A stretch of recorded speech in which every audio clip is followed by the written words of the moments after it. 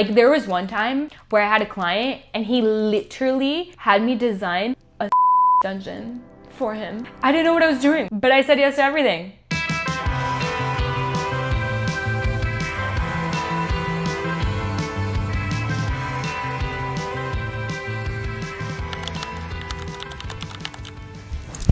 Can someone tell me why I'm freezing in my own household? It's so cold in here. I don't know why either, because it's starting to get really warm in Savannah. I'm literally freezing. I'm like shivering. I had to turn on the heater, but like it's 78 degrees outside.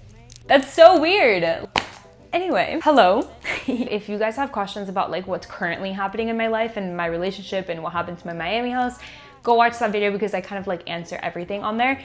But this video is a little Q&A. I've never done this before, especially on YouTube, but I've never done it on TikTok, on Instagram, or anything. And I feel like I don't get too personal on my other social media platforms, and I feel like YouTube is the place to get personal. So let's get personal, baby. I'm excited to do this. I did get a question asking, did I used to make content in Spanish? And the reason why I'm bringing this up is because yes, I did. And I used to make videos like this all the time. So I feel like I'm living in like a alternate universe right now. It's called Dani en Español. That's my account and it has my old videos. I was a very different person. I do not claim any of that content anymore. That is not me anymore. It was fun though. It's cool to like see all the different eras that we go through. Especially I feel like in our 20s, we go through so many different stages, maybe like 18 to our 20s.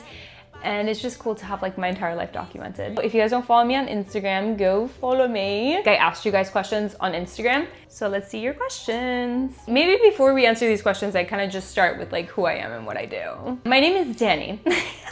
Wait, that's so funny. I'm like, my head is spiraling right now. I used to start my Spanish videos like that. I'd be like, hola, soy Dani.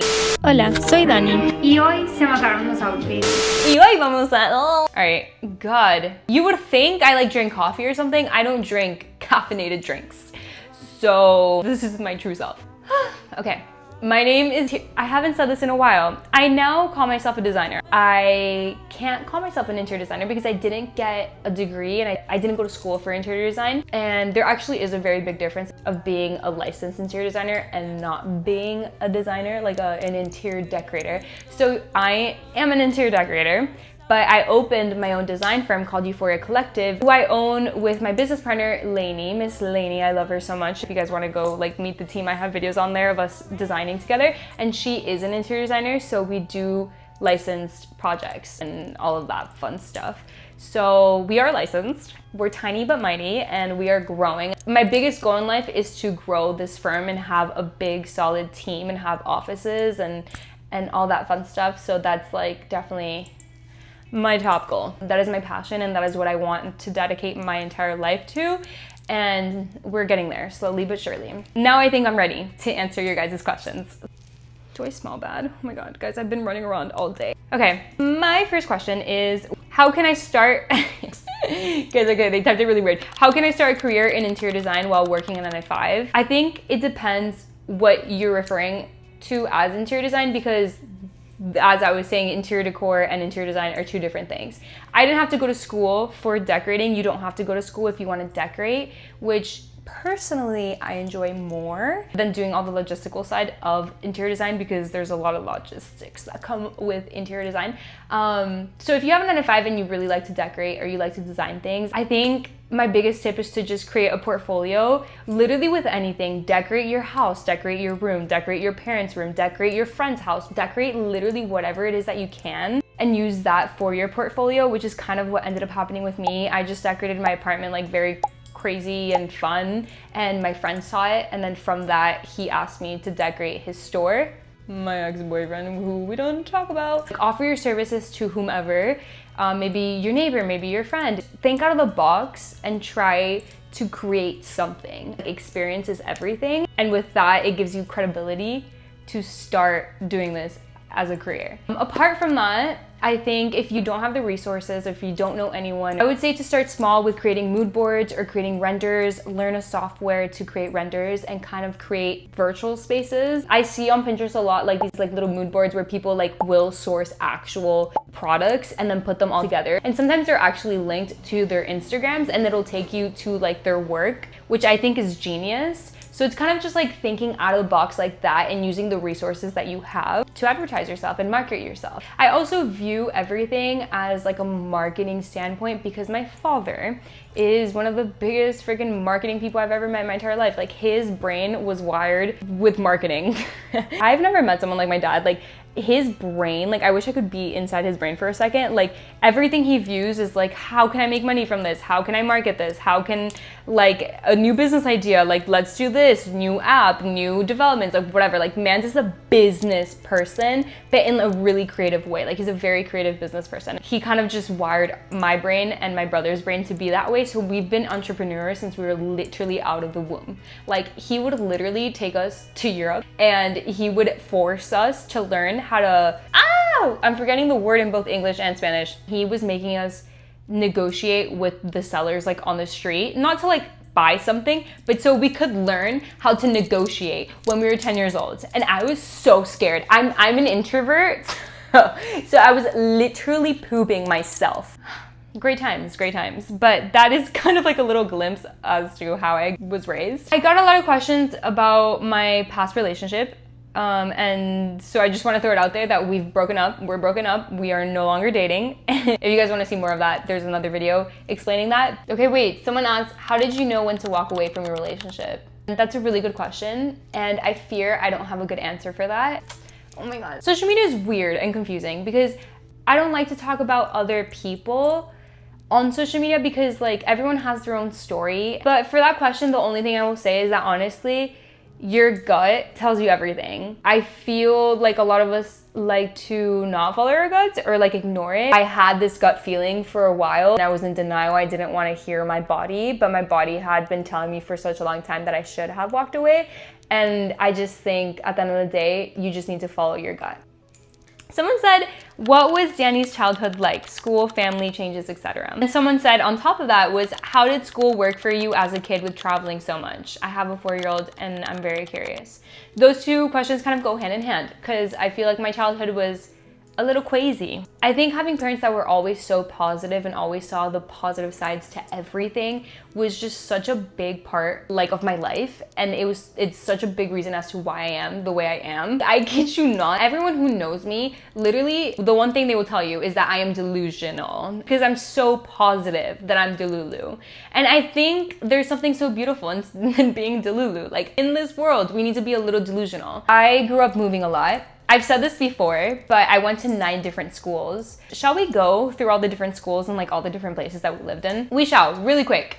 So I was born in Mexico. From Mexico, we went to San Diego. So my dad studied architecture, my mom studied interior design, which is so crazy that I'm saying this. For you guys are gonna be like, oh my God, this all makes sense. But to me, it doesn't make any sense because my dad didn't do anything with architecture and my mom didn't do anything with interior design. And I actually quite literally never even realized that they studied those things until I was like 20.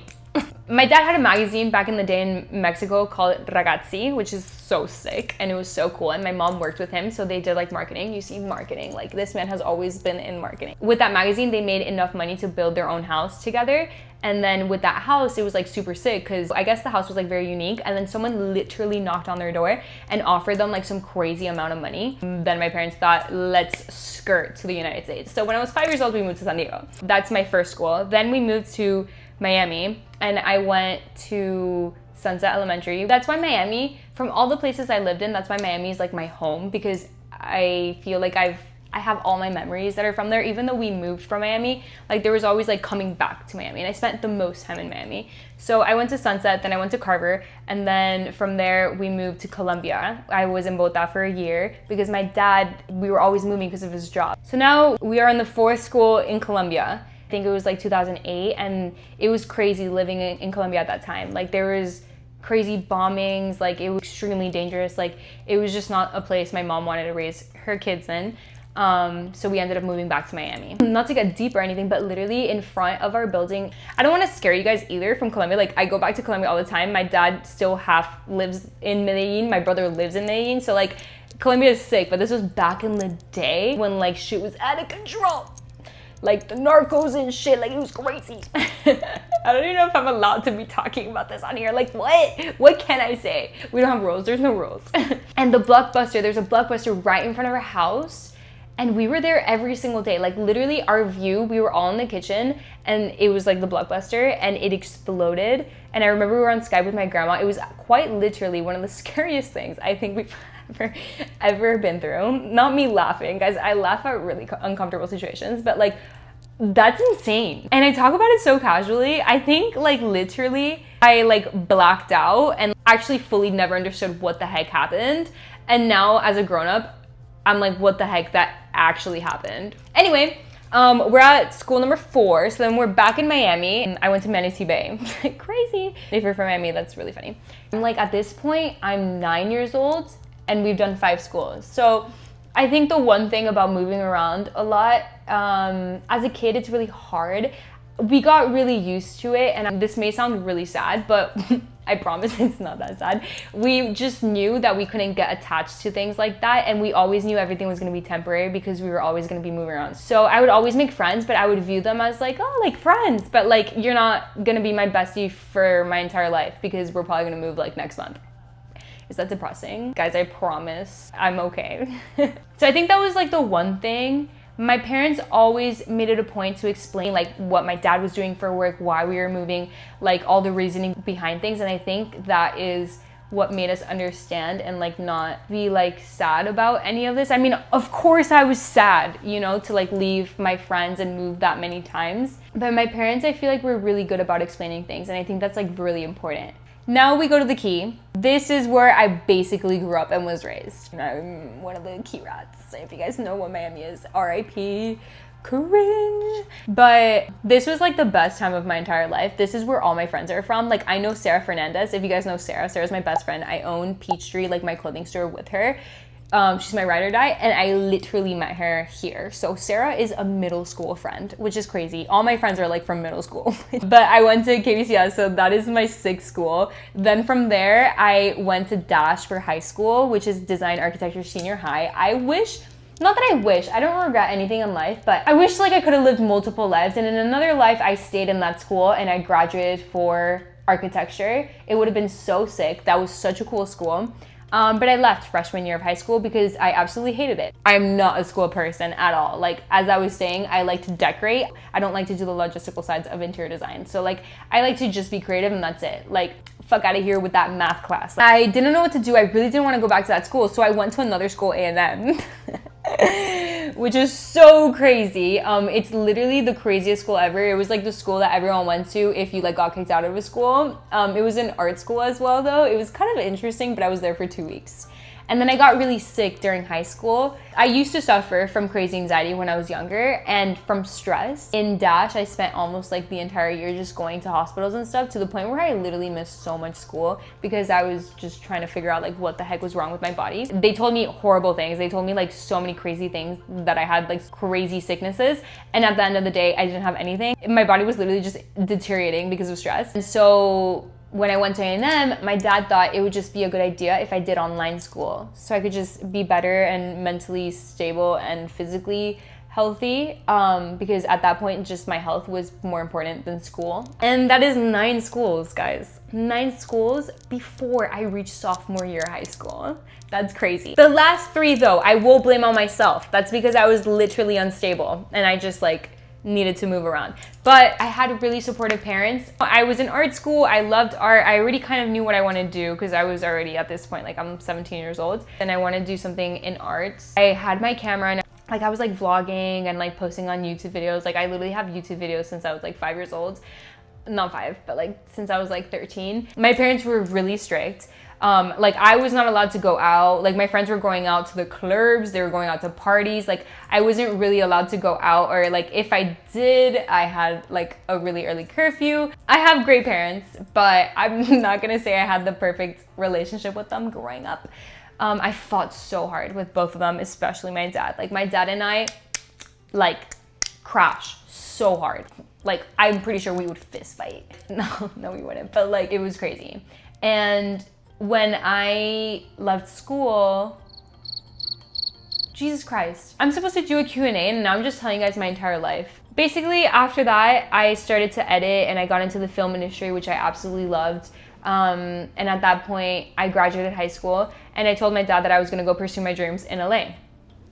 He said, girl, do whatever you want, but you're supporting yourself. I was 17 turning 18, so I moved to LA for 2 years, and I went to go pursue my film dreams. I fear I didn't do much other than just like make my own videos, and I would make money from editing videos for other people. But at this point, the only sort of like money that my dad would give me was just to pay my rent, which I'm extremely grateful for. Then I got a crazy job opportunity to move to Colombia, to Medellin, to do videos in Colombia. And that's when my dad said, okay, you are no longer 18, you're 19, you're gonna be financially independent. I'm cutting you off. I am never giving you money again. That was a little traumatizing, I'm not gonna lie. If he wouldn't have done that, I deadass would not be here right now. Cause knowing that like there was no other option is like crazy. I have Sarah to back me up on this one. People are like, okay, yeah, he cut you off, but if you were starving, he would have given you money. Guys, I swear that man would not give me money. He was a scary dude growing up. So even if I was like in a really bad situation, I wouldn't have asked him. There was one time that I asked him. At this point, I'm an adult. I'm a full adult. I'm 19. I'm living with Sarah in Miami Beach in our own apartment. My rent is $800. I'm probably making $1,000. I don't know what I did with those last $200. And I told my dad, hey, I literally don't have money to eat. And he said, hey, that's your problem. And I cried. That's actually another question. How did I used to make money before social media? And I would do anything that didn't require a 9-to-5 job or a degree. Editing videos for people, because I am like a Adobe Premiere Pro. Like, guys, I know that software in and out. I used to be like a freaking pro. Like, I could have edited an entire movie. I wanted to be in post-production before, so I learned everything on YouTube, and thank God, because that was the main reason why I was making money. And I would also take pictures, like I would model some clothes and stuff with Sarah and like give it to them for their social media. And Sarah and I would sell on Depop. So we would thrift clothes and sell it on Depop, and that's how Peachtree, my clothing store, started. But that is everything we did, everything I did to pay rent and to survive. I'm an art student and your work is so inspiring. How did you find your career? I kind of fell into this by accident. In Miami Beach, where I lived with Sarah, we decorated the apartment super crazy and super fun. My ex saw it and he thought it was like the coolest space ever. And so he asked me to decorate his store that he was opening in Miami, and I did.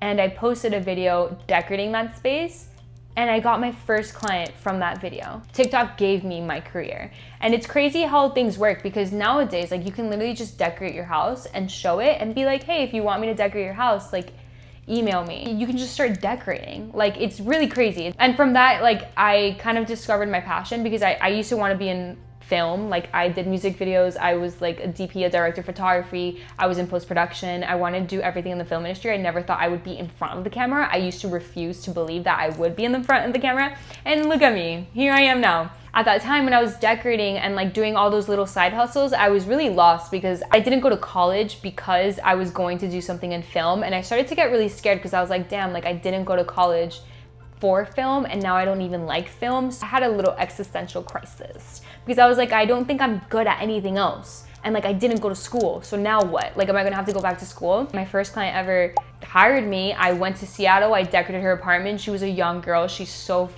fucking cool. I love her. Her name's Rachel. I've decorated 2 of her spaces already, and like, we still talk to this day. Like, I love her to death.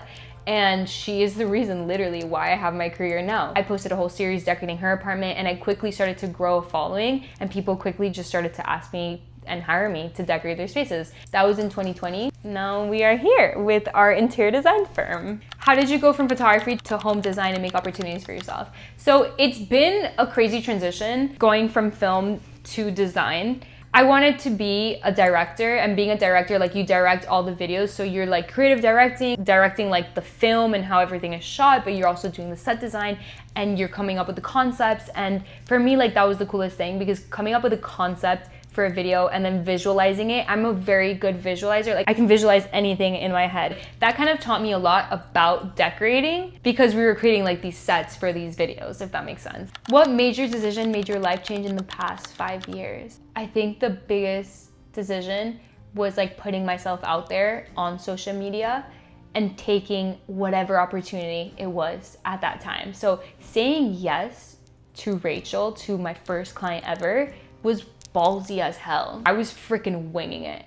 But at the same time, you gotta fake it till you make it. So say yes, people, say yes. Be a yes person with me. We all need to be a little delulu and we all need to be yes people. I deadass will say yes to any opportunity that comes my way. Now I can be a little selective, but back then, there was one time where I had a client and he literally had me design a dungeon for him. I didn't know what I was doing.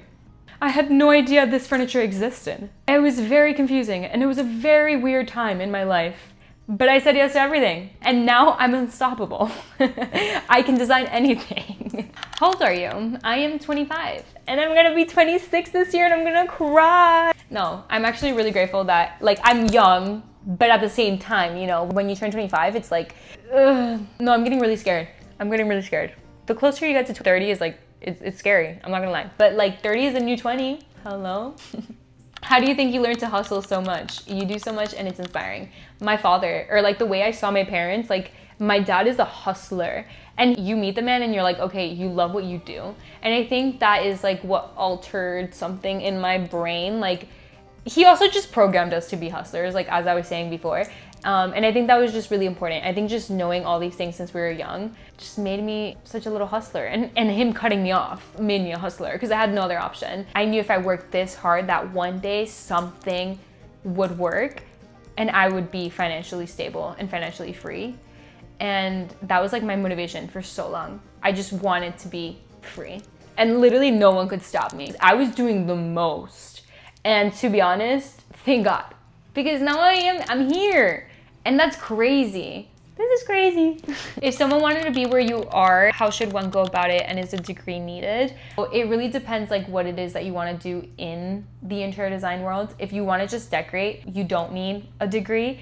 But if you want to do remodelations, if you want to do finishes, do the floorings and the walls and actually do contracting work, then you low-key do need a degree, or you can skip it all and get a business partner who has a degree someone and then go that route. If you are driven and passionate, it will work out, I promise. Someone said, ¿por qué te fuiste de México? ¿Te gustaría regresar a vivir? Someone said in English, why'd you leave Mexico? Would you like to go back?